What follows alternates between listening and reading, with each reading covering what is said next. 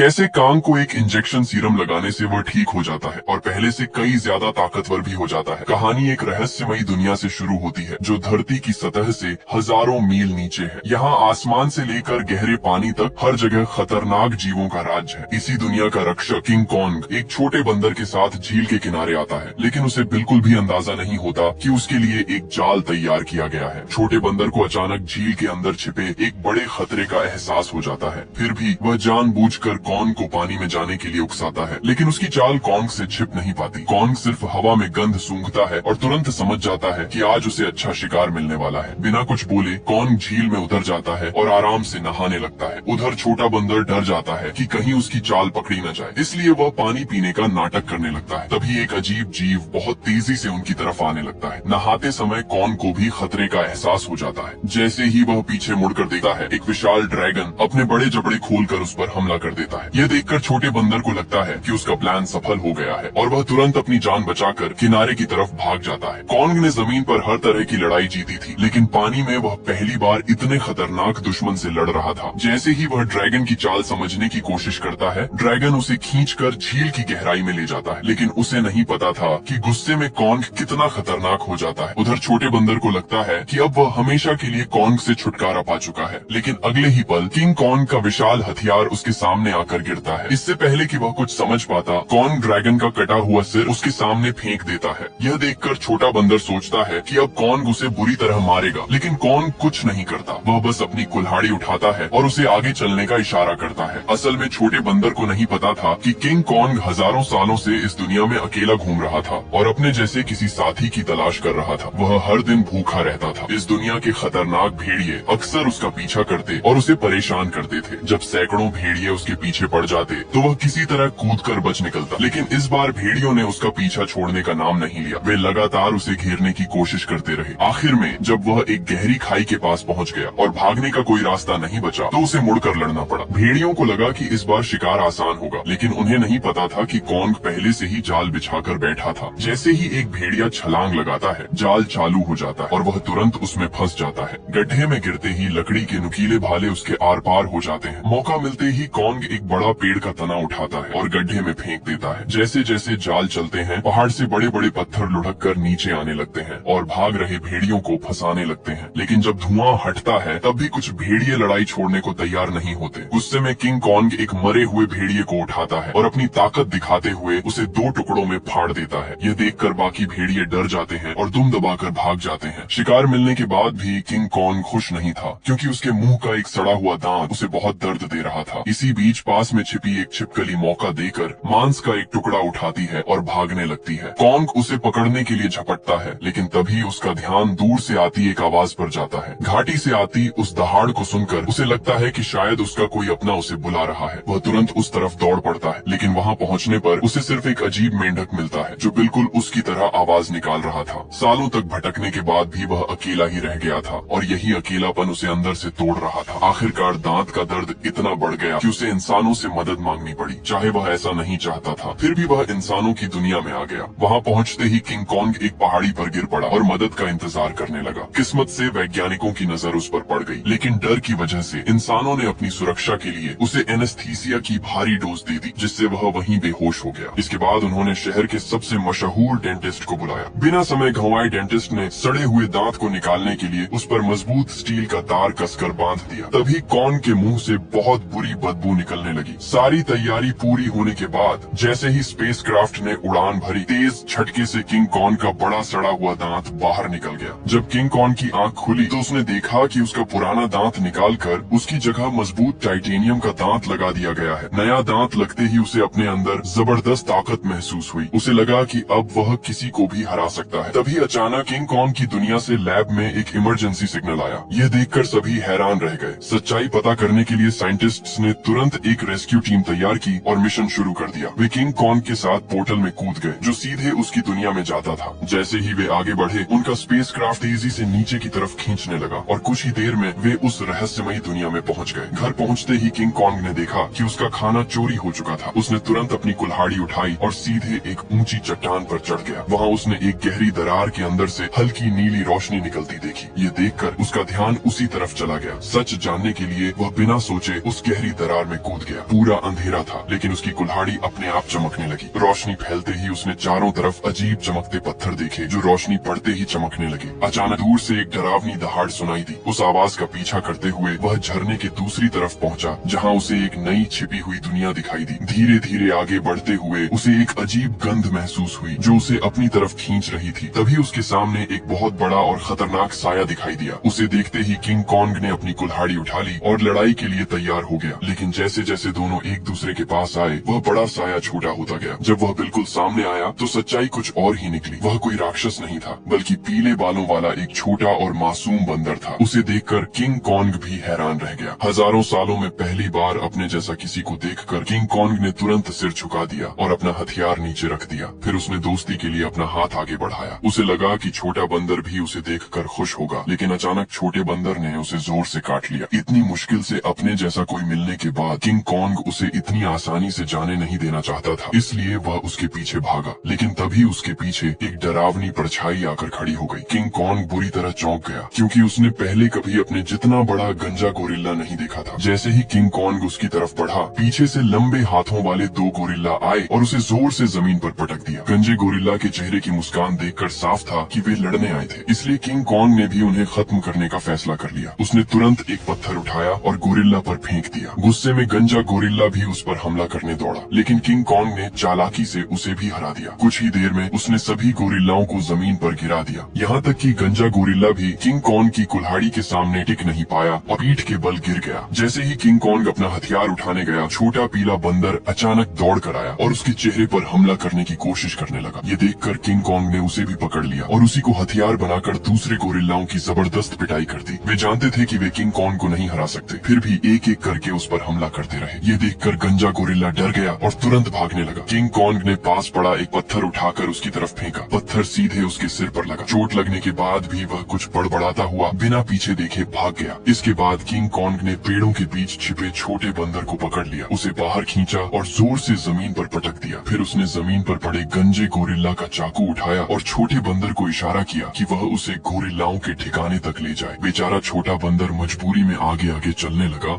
और king Kong उसके पीछे चल पड़ा। जैसे जैसे वे अंदर जाते गए, उन्हें कई खतरनाक जानवर दिखाई देने लगे। बाहर से यह जगह शांत लग रही थी, लेकिन हर कदम पर खतरा छिपा था। बचने के लिए छोटे बंदर ने चालाकी से किंग कॉन्ग को उस जगह पहुंचा दिया जहां एक विशाल ड्रैगन रहता था, लेकिन उसे नहीं पता था कि उसकी चाल किंग कॉन्ग के सामने ज्यादा देर नहीं टिकेगी। अचानक विशाल ड्रैगन सामने आ गया, लेकिन डरने के बजाय किंग कॉन्ग ने कुछ ही मिनटों में उसे मार गिराया और फिर आराम से बैठकर उसे खाने लगा। यह देखकर छोटा बंदर भी उसके पास आना चाहता था, लेकिन डर की वजह से हिम्मत नहीं कर पाया। उसकी हालत देखकर किंग कॉन्ग ने खुद मांस का एक टुकड़ा तोड़ा और उसकी तरफ बढ़ा दिया। फिर भी छोटा बंदर उस पर भरोसा नहीं कर पाया। ये देखकर किंग कॉन्ग को गुस्सा आ गया। उसने मांस का टुकड़ा जमीन पर फेंक दिया, जैसे कह रहा हो खाना है तो खाओ, नहीं तो रहने दो। भूखा बंदर तुरंत मांस खाने लगा। हर निवाले के साथ उसका नजरिया बदलने लगा। अब उसे लगने लगा कि किंग कॉन्ग उतना बुरा नहीं है जितना उसने पहले सोचा था। धीरे धीरे उसने हिम्मत जुटाई, किंग कॉन्ग के पास आकर बैठ गया और दोनों ने शांति से साथ समय बिताया। उस पल ये बिल्कुल ऐसा लग रहा था जैसे कोई पिता अपने बच्चे के साथ शांति से पल बिता रहा हो। लेकिन उन्हें अंदाजा नहीं था कि जैसे जैसे वे आगे बढ़ रहे थे, खतरा तेजी से उनकी ओर आ रहा था। जैसे ही वे और अंदर पहुंचे, किंग कॉन्ग ने आखिरकार अपने जैसे जीव देखे, लेकिन उन्हें बहुत बुरा लगा जब देखा कि वे कितनी बुरी हालत में रह रहे थे। उन सभी को दिन भर कड़ी मेहनत करने के लिए मजबूर किया जाता था और उनकी जिंदगी नर्क से कम नहीं थी। इसी दौरान एक बूढ़े बंदर से गलती से एक पत्थर गिर गया, जिससे एक गोरिल्ला गुस्सा हो गया और उसने उसे बुरी तरह पीटा। यह देखकर किंग कॉन्ग खुद को रोक नहीं पाया। उसने अपनी कुल्हाड़ी जमीन पर दे मारी और बूढ़े बंदर को उठा लिया। तभी एक गार्ड गुस्से में किंग कॉन्ग की ओर दौड़ा और उसे दखल न देने की चेतावनी दी, लेकिन अगले ही पल किंग कॉन्ग की हिम्मत ने दूसरे बंदरों में उम्मीद जगा दी। भागा हुआ गंजा बंदर यह सब देख रहा था। वह तुरंत गया और यहाँ के राजा स्कार किंग को सब कुछ बता दिया। गोरिल्ला की बात सुनकर स्कार किंग का गुस्सा भड़क उठा। जैसे ही वह अपने सिंहासन से उठा, उसके रास्ते में आने वाला हर बंदर उसके सामने झुक गया, लेकिन किंग कॉन्ग बिना डरे अपनी जगह पर खड़ा रहा। स्कार किंग ने उसे ध्यान से देखा और कॉन्ग के मुंह में स्टील का दांत देखकर हंसा, लेकिन अगले ही पल अपना गुस्सा निकालने के लिए उसने एक बंदर को लात मारकर जलते हुए लावा में गिरा दिया। यह देखकर किंग कॉन्ग का गुस्सा चरम पर पहुंच गया। अपनी ताकत दिखाने के लिए स्कार किंग ने अपने कंधे से एक हथियार निकाला और किंग कॉन्ग को सबक सिखाने के लिए तैयार हो गया। कॉन्ग ने भी तुरंत अपनी कुल्हाड़ी उठा ली और उनके बीच जबरदस्त लड़ाई शुरू हो गई। अपने लंबे हथियार का फायदा उठाते हुए उसने अचानक हमला किया और किंग कॉन्ग एक पल के लिए भी खुद को संभाल नहीं पाया। स्कार किंग ने अपने हथियार पर लगे क्रिस्टल का इस्तेमाल करके कांग पर कई वार किए। गुस्से में आकर कांग उस पर झपटा। ताकत के मामले में वह किंग कॉन्ग का मुकाबला नहीं कर सकता था, इसलिए उसने दूरी बनाए रखी और लगातार हमला करके किंग कॉन्ग को धीरे धीरे पीछे हटने पर मजबूर कर दिया। इसी बीच किंग कॉन्ग के हाथ से उसकी कुल्हाड़ी भी छूटकर जमीन पर गिर गई। मौका पाकर उसने अपने हथियार से किंग कॉन्ग की गर्दन पकड़ ली और उसे काबू करने की कोशिश की। स्कार किंग को लगा कि वह लड़ाई जीत गया है, लेकिन किंग कॉन्ग ने अपनी पूरी ताकत लगाकर उसे उठाया और जोर से जमीन पर पटक दिया। किंग कॉन्ग ने उसे तुरंत काबू कर लिया। फिर स्कार किंग ने तय किया कि वह अपनी असली ताकत दिखाए बिना नहीं रुकेगा। जैसे ही उसके हथियार में लगा पत्थर चमकने लगा, गोरिल्लाओं ने अचानक पत्थर गिराकर लावा का रास्ता रोक दिया। ठीक उसी पल गुफा में छिपे एक डरावने राक्षस की आंखें दिखाई देने लगी। तपी हुई जमीन अचानक बर्फ में बदल गई और वह विशाल जीव टाइटन शिमो बाहर निकला, जिसने कभी पूरी दुनिया को बर्फ में कैद कर लिया था। स्कार किंग ने तुरंत उसे कॉन्ग पर हमला करने का आदेश दिया, लेकिन शिमो इस आदेश से खुश नहीं लग रहा था। जैसे ही उस पर दबाव बढ़ा, वह दर्द से तड़पने लगा और फुर्ती दिखाते हुए हमला करने पर मजबूर हो गया। किंग कॉन्ग तुरंत उछला और पहले हमले से खुद को बचाया। उसके बाद उसने अपनी कुल्हाड़ी सामने रखकर खुद को संभालने की कोशिश की, लेकिन शिमो की ताकत के आगे उसकी सारी कोशिशें कमजोर पड़ने लगी। उसकी आंखों के सामने ही उसके हाथ जमने और बर्फ में बदलने लगे। अचानक हुए हमले से उसका दाहिना हाथ बुरी तरह घायल हो गया और वह कमजोर पड़ने लगा। मौका देखकर स्कार किंग ने तुरंत उसे खत्म करने का आदेश दिया। जैसे ही अगला हमला होने वाला था, छोटे बंदर ने पीछे से एक सुरंग की ओर इशारा किया और उसे तुरंत भागने को कहा। उसी समय शिमो को फिर से हमला करने पर मजबूर किया गया। यह देखकर किंग कॉन्ग तुरंत मुड़ा और सुरंग के अंदर भागा, लेकिन सैकड़ों खतरनाक बंदर अभी भी उसके पीछे थे। अच्छी बात यह थी कि वह यहाँ कई सालों से रह रहा था, इसलिए कॉन्ग ने जंगल में कई जाल बिछाए थे, लेकिन बंदरों की संख्या इतनी ज्यादा थी कि उन्होंने जल्द ही घायल कॉन्ग को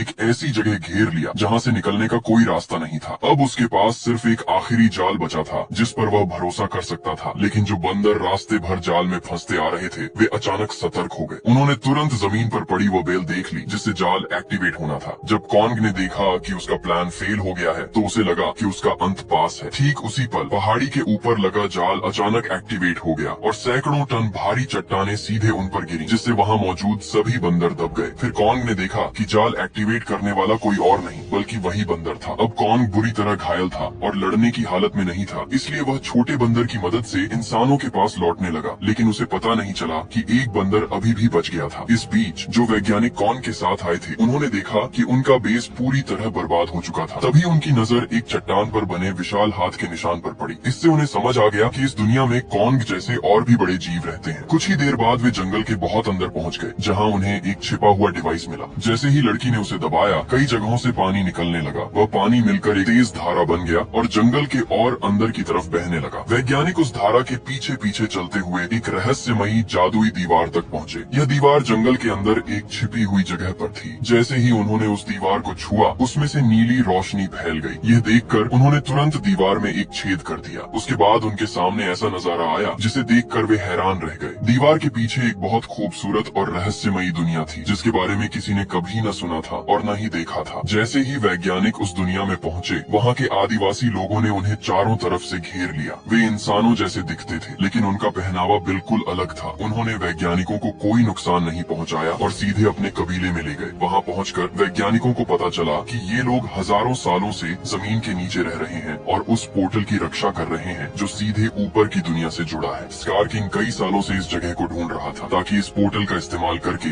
इंसानों की दुनिया पर कब्जा कर सके। उसी समय इंसानों की गंध पाकर किंग कॉन्ग वैज्ञानिकों के पास पहुंच गया, लेकिन अदृश्य दीवार की वजह से वह अंदर की दुनिया को नहीं देख पाया। तब कबीले के लोगों ने जादुई दीवार में एक दरार बना दी। इससे कॉन्ग आसानी से अंदर आ गया और इंसानों तक पहुंच गया, लेकिन उन्हें यह नहीं पता था कि उनका पीछा कर रहा बंदर यह सब देख रहा था। जैसे ही किंग कॉन्ग इंसानों के पास पहुंचा, वह कमजोर होकर सीधे जमीन पर गिर पड़ा। वैज्ञानिकों ने देखा कि उसका हाथ बुरी तरह घायल था और वह कुछ भी करने की हालत में नहीं था। ये देखकर डॉक्टर ने तुरंत फैसला किया कि कॉन्ग का हाथ पूरी तरह बदलना पड़ेगा। तभी उन्हें मैकेनिकल आर्म का ख्याल आया। यही वह सुपर मैकेनिकल आर्म था जिसे इंसानों ने पहले कॉन्ग को और ताकतवर बनाने के लिए बनाया था। अच्छी बात यह थी कि यह गैजेट बर्बाद हो चुके बेस के नीचे बने अंडरग्राउंड मैकेनिकल स्टोर में सुरक्षित रखा हुआ था। जल्द ही डॉक्टर उसे बाहर लेकर आए और कॉन्ग के शरीर के ऊपर छोड़ दिया। फिर उस मशीन ने अपने आप उसके घायल हिस्से को पहचान लिया और उससे जुड़ने लगी। जैसे ही उस हाथ के अंदर की खास दवा कॉन्ग के शरीर में पहुंची, बेहोश कॉन्ग को ताकत की एक नई लहर महसूस हुई। उसके चेहरे की खुशी देखकर साफ पता चल रहा था कि वह अपने नए हथियार से बहुत खुश था, लेकिन तभी अचानक छोटा बंदर जंगल से दौड़ता हुआ बाहर आया। उसने कॉन्ग को बताया कि स्कार किंग को पोर्टल की जगह का पता चल गया है और वह शिमो के साथ मिलकर कबीले पर हमला करने वाला है। कॉन्ग अकेले स्कार किंग और शिमो का सामना नहीं कर सकता था, इसलिए उसके पास सिर्फ एक ही रास्ता बचा था। उसे इंसानों की दुनिया में जाकर गॉडजिला को जगाना था, जो कई सालों से सो रहा था। लेकिन उसे बिल्कुल भी अंदाजा नहीं था कि जिस गॉडजिला से वह मदद मांगने जा रहा है वही उसके लिए सबसे बड़ा खतरा बनने वाला है। अचानक पिरामिड के आसपास की जमीन जोर जोर से हिलने लगी और नीचे से एक मैकेनिकल हाथ बाहर निकला। यही वह जगह थी जहाँ से धरती तक जाने वाला पोर्टल खुलता था। कुछ ही देर बाद कॉन्ग पोर्टल से बाहर आ गया। कॉन्ग की मौजूदगी महसूस करते ही गॉडजिला अचानक जाग गया और बिना एक पल रुके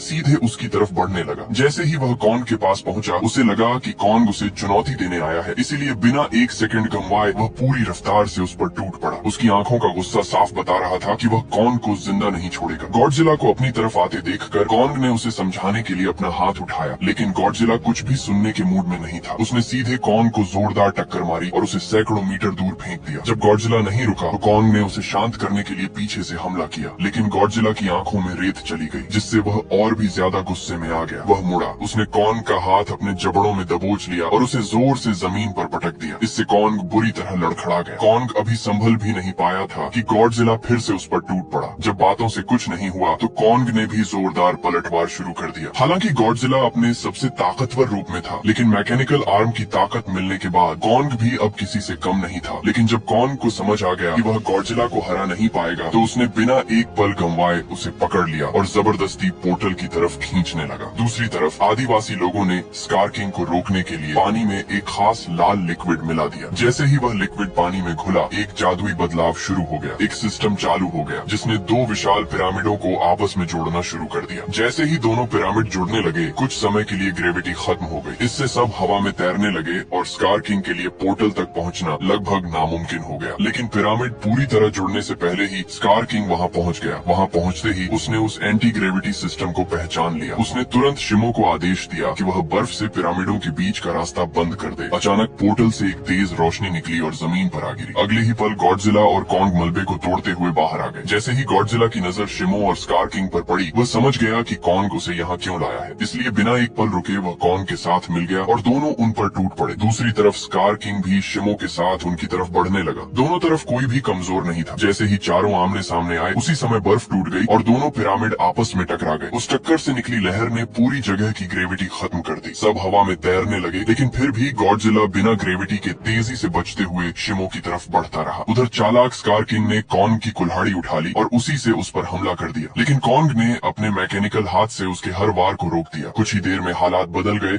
और कॉन्ग स्कार किंग पर भारी पड़ने लगा, लेकिन दुश्मन ज्यादा थे, इसलिए पीछे से भी उस पर हमले होने लगे। यह देखकर छोटे बंदर ने पत्थर फेंककर कॉन्ग की मदद करनी शुरू कर दी। फिर मौका मिलते ही शिमो ने गॉडजिला पर हमला किया और कुछ ही पलों में उसे पूरी तरह बर्फ में जमा दिया। लेकिन गॉडजिला भी कम नहीं था, उसने एक ही झटके में सारी बर्फ तोड़ दी। उसी समय एंटी ग्रेविटी सिस्टम बंद हो गया और ग्रेविटी वापस आ गई। मौका मिलते ही स्कार किंग कॉन्ग की पकड़ से छूटकर सीधे पोर्टल में कूद गया। उसे रोकने के लिए गॉडजिला और कॉन्ग भी उसके पीछे पोर्टल में कूद गए, लेकिन इस भागदौड़ में कॉन्ग अपनी कुल्हाड़ी वहीं छोड़ गया। दूसरी तरफ इंसानों को बिल्कुल भी अंदाजा नहीं था कि कितना बड़ा खतरा आने वाला है। अचानक समुद्र की लहरें बर्फ के पहाड़ों में बदल गईं। अगले ही पल स्कार किंग शिमो के साथ धरती पर आ गया। खुला आसमान और नीचे इंसानों को देखकर उसने जोर से दहाड़ लगाई। उसे लगा कि अब पूरी दुनिया पर राज करने का समय आ गया है। उसने शिमो को आसमान जमाने का आदेश दिया। शिमो ऐसा नहीं करना चाहता था, लेकिन मजबूरी में उसने हर तरफ बर्फ की बारिश शुरू कर दी। सबकी आंखों के सामने इमारतें जमने लगीं और फिर टूटकर गिरने लगी। जब स्कार किंग को लगा कि अब उसे कोई नहीं रोक सकता, तभी कॉन्ग ने उसे एक जोरदार मुक्का मारा। उस एक मुक्के से उसका 3 टन वजनी दांत जमीन पर गिर पड़ा। गुस्से में स्कार किंग ने कॉन्ग पर हमला करने का आदेश दिया, लेकिन उसी समय गॉडजिला वहां पहुंच गया और उसने शिमो को रोक लिया। अब शिमो की मदद के बिना स्कार किंग ज्यादा देर तक नहीं टिक सकता था, इसलिए उसने एक बहुत बड़ी इमारत उठाई और कॉन्ग की तरफ फेंक दी, लेकिन उससे कॉन्ग को ज्यादा नुकसान नहीं हुआ। तभी अचानक शिमो पीछे से आया और कॉन्ग के मैकेनिकल हाथ पर हमला कर दिया। शिमो ने उसका हाथ फिर से बर्फ में जमाना शुरू कर दिया। यह देखकर स्कार किंग को लगा कि अब उसकी जीत पक्की है, लेकिन उसने अपने पीछे खड़े गुस्से से भरे गॉडजिला पर ध्यान ही नहीं दिया। गॉडजिला ने तुरंत अपनी पूरी ताकत जगा दी और उसका शरीर बैंगनी रोशनी से चमकने लगा। अगले ही पल उसने स्कार किंग पर सीधा और जोरदार हमला किया, लेकिन स्कार किंग किसी तरह बच निकला। उसने अपने हथियार से पलटवार करने की कोशिश की, लेकिन गॉडजिला ने उसका हथियार पकड़ लिया और एक ही झटके में उसे 2 टुकड़ों में तोड़ दिया। इससे शिमो को कंट्रोल करने वाला क्रिस्टल नीचे गिर गया। स्कार किंग उसे उठाने के लिए दौड़ा, लेकिन गॉडजिला ने उसे कोई मौका नहीं दिया। अब पूरी लड़ाई उसी क्रिस्टल पर टिकी थी। जिसके हाथ में वह क्रिस्टल होता, जीत उसी की होती।